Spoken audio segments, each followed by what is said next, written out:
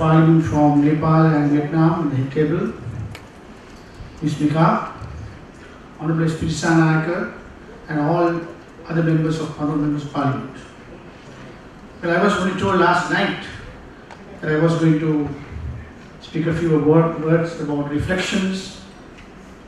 So because that I'm not having any note in my hand, as I think it's fit that I speak from my heart about the reflections.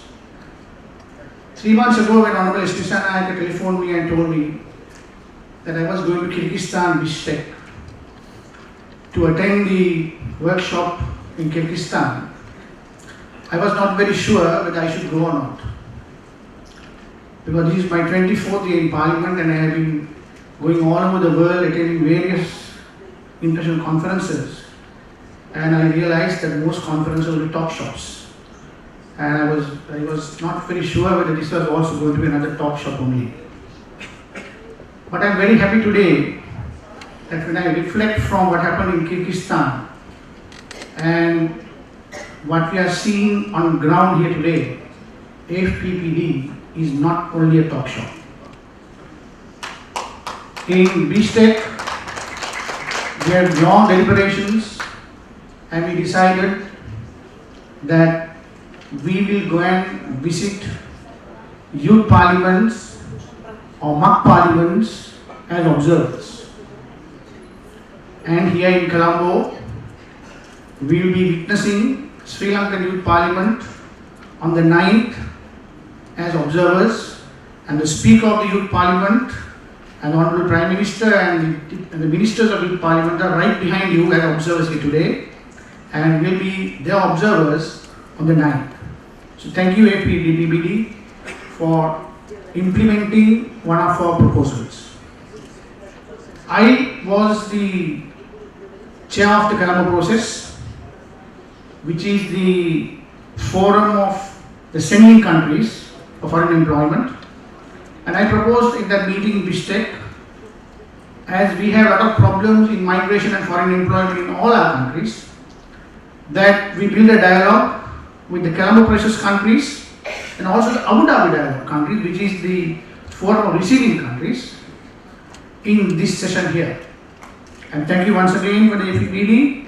When I reflect back, we took a decision 3 months ago, and today we have got the Colombo process and the Abu Dhabi dialogue involved. I must tell you, Mika, at the present moment, Honorable Madam Talata Atukorala, my Minister Swisana colleague, is the chairperson of the Abu Dhabi dialogue as well as the Colombo process. So if you could have time, maybe the AFPPD can have a one-to-one session with Honorable Talata Atukorala to discuss various problems that all countries face in migration and foreign employment. I must also say, when I reflect back about what happened in Kyrgyzstan, I also suggested that we must have a career guidance institutes in vocational training ministries and institutes in our country. And my good friend from Nepal, in her report, mentioned this very fact as one of the things that we should be thinking of in time to come.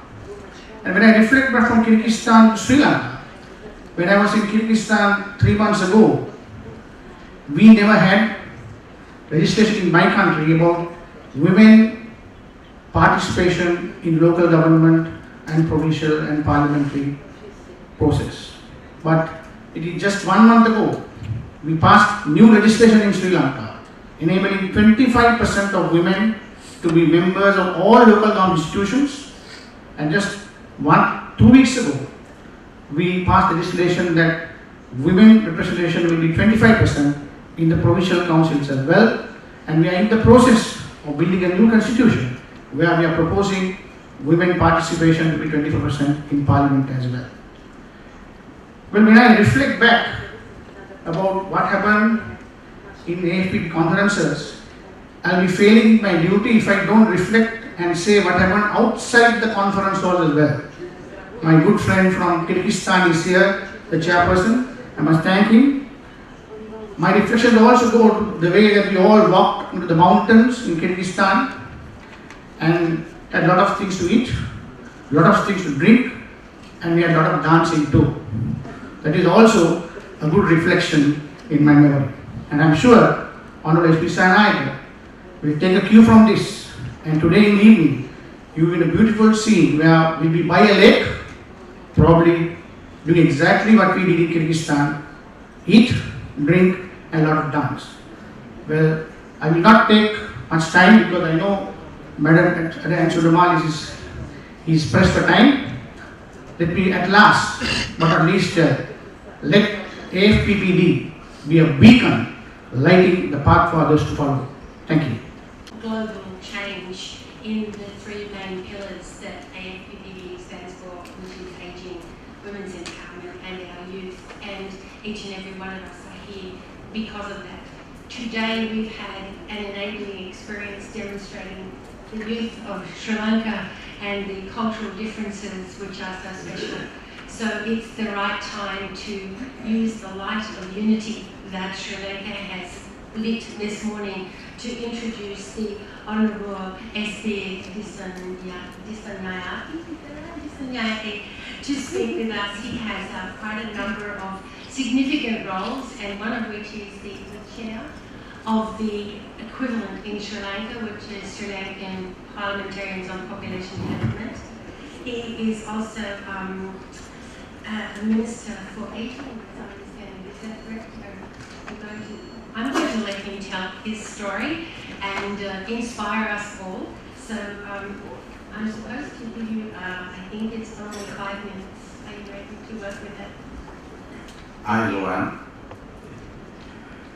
Honorable and families, Vice Chairperson of AFPPD, Dr. Mika Marumote, Executive Director, AFPPD, our ministers, state ministers, members of the Parliament, Your Excellencies, ambassadors, ladies and gentlemen. I think it's a great honor to have been given this opportunity of greeting you on behalf of His Excellency Maithripala Sirisena, Prime Minister Mr. Ranil Wickremesinghe, and the Government of Sri Lanka. As the Chairperson of the Sri Lanka Forum of Parliamentarians on Population and Development, I take this opportunity to extend a very warm welcome to all members of the AFPPD and to this 12th conference held on 7, 8, 9 of October 2020. AFPPD is a network established in 1981 at Asian Conference of Parliamentarians on Population and Development held in Beijing to promote the involvement of the lawmakers in the Asia Pacific region in addressing population and development issues. Asian Pacific countries are still having a very good relationship between each other countries. We are lucky and we proud it. AFPPD consists of the 29 member national committees of the parliamentarians on population and development in Afghanistan, Australia, Bangladesh, Bhutan, Cambodia, China, Cook Island, India, Indonesia, Iran, Japan, Kazakhstan, Kyrgyzstan, Laos, Pedia, Malaysia, Maldives, Mongolia, Nepal, New Zealand, Pakistan, Papua New Guinea, Philippines, South Korea, Sri Lanka, Pakistan, Thailand, Timor-Leste, Tonga and Vietnam. AFPD's vision is women and girls have equal rights and opportunities and can enjoy safe, healthy and dignified life throughout their life circle, where they have access to sexual and reproductive health information, education and service. AFPD's strategic framework for 2016 to 2019 has 3 crucial strategic priorities. They are gender equality, women's empowerment, investing in youth and active aging. Number 1, Standing Committee on on gender equality and women's empowerment. The main of this is to share knowledge, advocate and exchange experiences among members to advance gender equality and women empowerment across the region. The members of the standing committee will be informed of the progress and provide guidance to future plans and gender-related activities of the AFPPD. 2. Standing Committee on Investing in Youth. Members will be expected to examine and advocate issues which affect young people and share policies, options and recommendations with other member countries to achieve sustainable human development. Through this joint action, they will be highlight parliamentarian roles and responsibilities in the safeguarding rights, needs and aspirations of young people through targeted policies and investment. 3. Standing Committee on Active Aging. It is aimed to promote healthy and active aging and protect the right of older persons through policies and legal frameworks.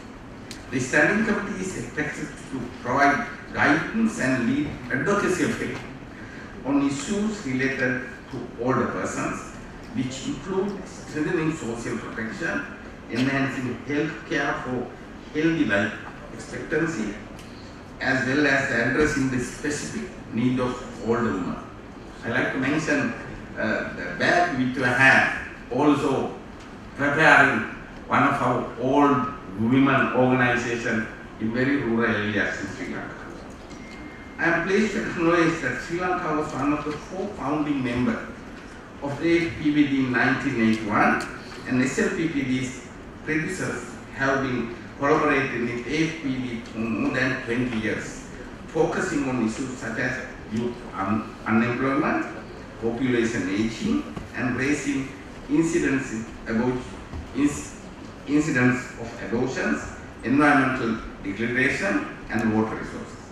Over the years, landmark conferences and meetings on population and development were organized in Sri Lanka, such as the 27th Asian Parliamentary Meeting on Population and Development in July 2011, and meeting of the Standing Committee of Malay Parliamentarians on Prevention of Violence Against Women and Girls in September 2012. At this conference, I am confident that our deliberation and action will be way forward to achieve common goals. Thank you very much.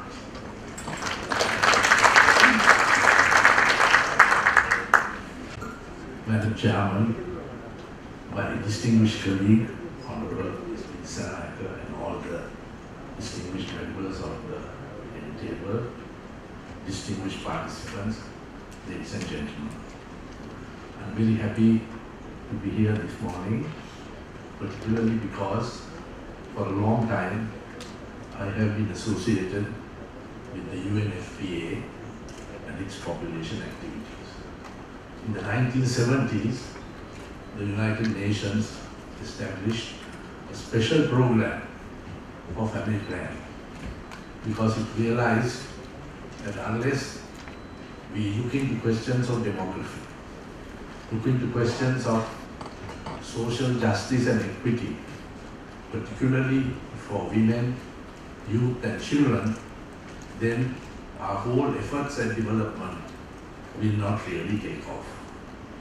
And one of the very important contributions of UNFPA at that time was to realize that unless the UN system and unless all those who are interested in population and development harnesses the support and the cooperation of parliamentarians, of all those elected representatives in the world, then that message is not going very far. So it was a very important innovation on the part of the UN program to involve elected representatives in the development of the role of population and demography in the development process. And I recall that one of the earliest of those meetings were held in this very hall, there was high-level representation from Japan, and I particularly recall that Prime Minister Fukuda was one of the early sponsors of this relationship with parliamentarians and family health. Looking around this hall, we have to realize that we represent more than half the world's population.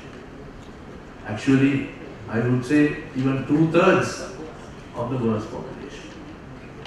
We are not only large in terms of population, but also we are some of the most deprived and some of the most backward when it comes to looking after women, youth and children.